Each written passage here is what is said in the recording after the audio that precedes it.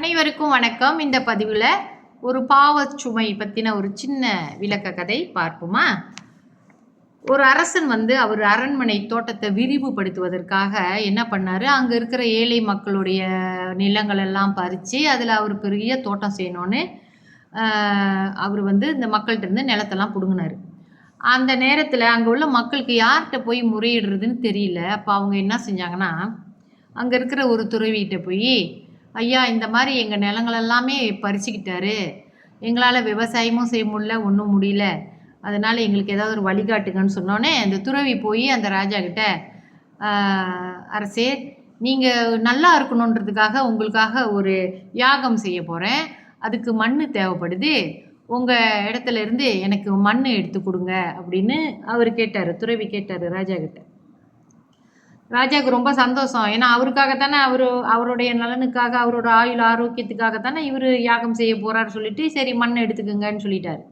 துறவி என்ன பண்ணார், ஒரு மூட்டை மண்ணை எடுத்து அதை நீ தான் சுமந்துக்கிட்டு வரணும், உனக்கு செய்ய போகிற யாகத்துக்கு நீ தான் அந்த மண்ணை சுமந்துக்கிட்டு வரணும்னு சொன்னோன்னே இவர் என்ன பண்ணுறாரு, ஒரு மூட்டை மண்ணை எடுத்து இந்த துறவி ராஜாவோட முதுகு மேலே வச்சுட்டார்.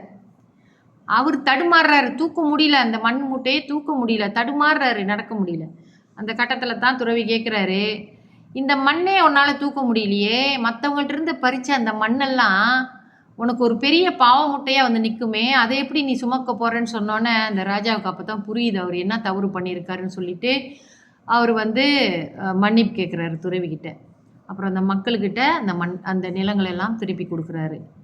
ஸோ இதிலேருந்து நம்ம என்ன புரிஞ்சுக்கணுன்னா, பேராசைப்படக்கூடாது. அந்த பேராசைப்பட்டு சில காரியங்கள் நம்ம செய்யும்போது அது நம்மளுக்கு பாவ முட்டைகளாக சுமக்கக்கூடிய நிலையில் நம்ம வந்துடுவோம். அதெல்லாம் நம்மளுக்கு ஒரு சந்தோஷமான வாழ்க்கை வாழும்போது, இளமை காலத்தில் நல்ல நோயற்ற வாழ்வாக இருக்கும்போது, அந்த காலகட்டத்தில் நல்ல ஆரோக்கியமாக இருக்கும்போதெல்லாம் தெரியாது. வயதான காலத்தில் அது ஏதாவது ஒரு நோயாக ஒரு உடம்புல ஒரு வலியாக நம்மளை வேதனைப்படுத்தும். அதை நம்ம புரிஞ்சிக்கணும். அந்த பாவ மூட்டைகள் நம்மளுக்கு எப்படிப்பட்ட வேதனை கொடுக்கணும், இந்த மாதிரி மருத்துவத்துக்காக நம்ம செலவு பண்ணுறது, உடம்பு நோய், நிறைய நோய்கள் இப்போ இருக்கு இல்லையா, இதெல்லாம் பாவ மூட்டைகள் தான். நம்ம செய்த ஏதோ ஒரு தவறு, ஒன்று உடம்பை சரியாக கவனிச்சிருக்க மாட்டாங்க, உடம்புக்கு தேவையில்லாத சாப்பாடை சாப்பிட்ருப்பாங்க, இல்லை இந்த மாதிரி அடுத்தவங்களோட பொருளுக்கு ஆசைப்பட்டு அதை பிடுங்கியிருப்பாங்க. இதெல்லாம் நம்மளுக்கு இந்த கர்மாலாம் இந்த முக்கால்வாசி நம்மளுக்கு நோயாக தான் வரும். இதை நம்ம புரிஞ்சுக்கணும். எப்போவுமே நம்ம செய்கிற காரியங்களை எப்போவும் நம்ம கவனத்தோடு நாம் செய்யக்கூடிய காரியங்களை நாம் கவனித்து கொண்டே இருக்க வேண்டும். நம்ம சரியாக செய்கிறோமா, நல்லதாக செய்கிறோமா, மற்றவங்களுக்கு தொந்தரவாக இருக்கிறோமா அப்படின்லாம் நம்ம கவனிச்சுக்கிட்டு தான் வாழணும். நன்றி, வணக்கம்.